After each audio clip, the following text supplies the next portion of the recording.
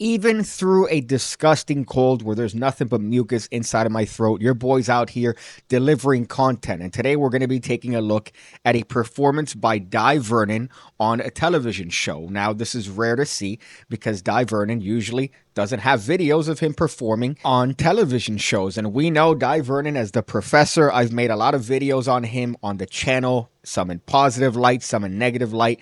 But at the end of the day, the man is still an innovator on close-up magic and pretty much the reason that most of us are here today. So let's take a look at the performance and get into the virginity.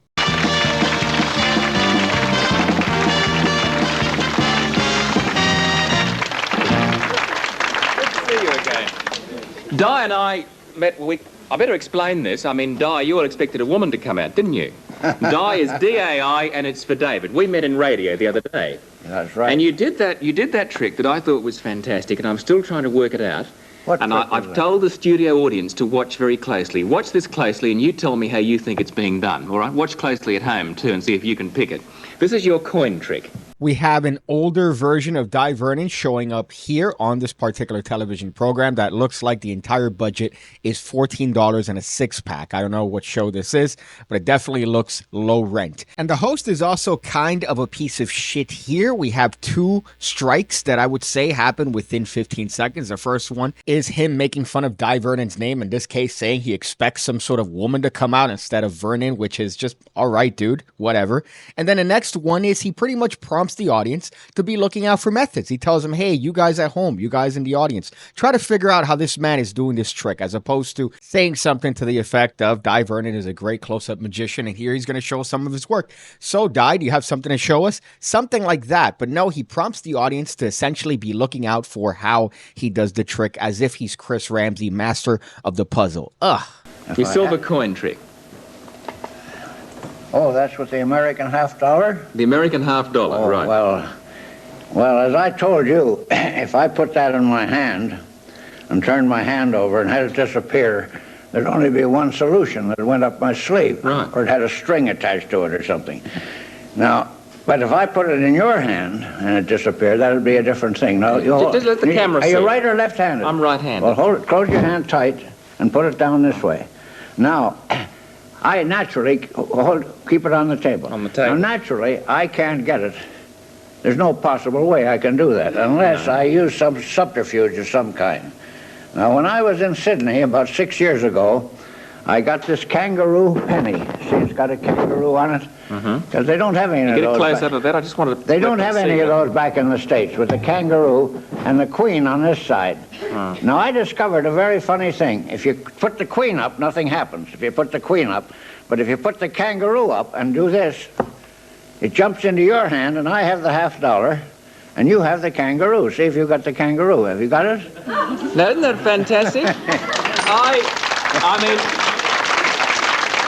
So much subtlety and so much is actually done with a simple effect like a copper-silver transposition. In this case, D Vernon starts off by introducing a single coin. This is very important because you're not trying to overwhelm the audience, and by introducing one coin at a time, you're not overwhelming them and confusing them with a lot of information that they're not necessarily ready to take. So he first starts off by introducing the silver coin to the participant and making a point of, if he turns his hand over like this and the coin vanishes, that there could only be one solution. Now, he's doing this as a cover for what is going to be a Bobo switch of a coin in the other hand, but he's doing it under all natural and logical actions. As a matter of fact, when I first saw this done, it actually fooled me. I had no idea he did a Bobo switch. I just thought he did maybe something like a false transfer. But you see, he's already gotten the audience accustomed to this action of him holding the coin in the hand that way and turning his palm face down. Now here he hands him what is going to be the copper coin and tells him to essentially place his fist face down on the table and to keep his fingers actually against the table, which is a nice way of ensuring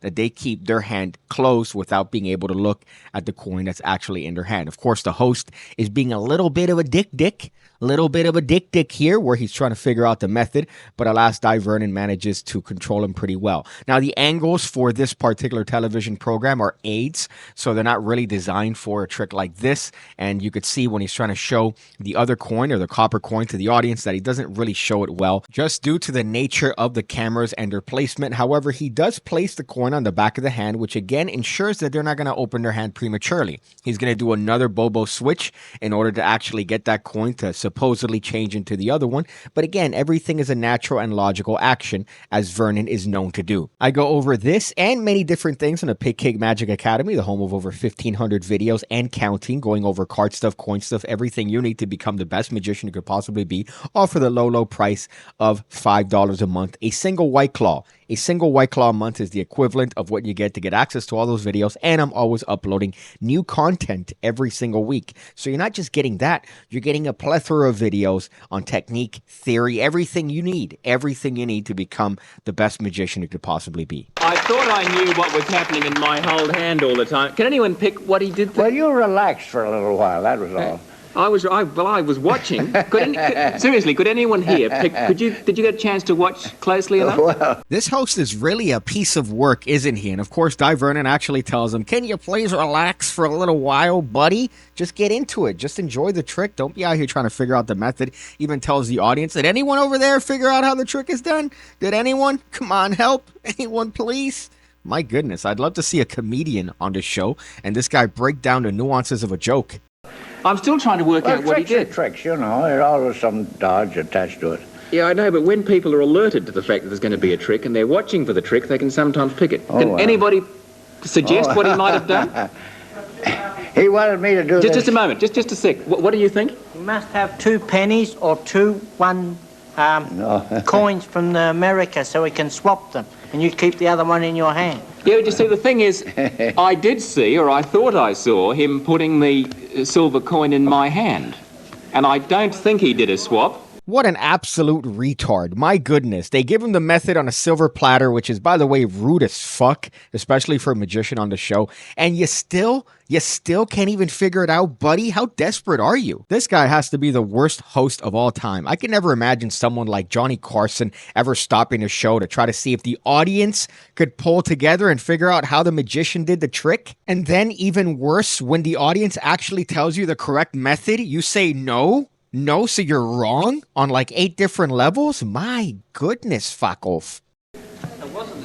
Maybe he did. Well, I cheated. I'm still trying to work that out. Okay, now you wanted me to do this pancake trick, right? The pancake trick. Well, this is you feel my hands.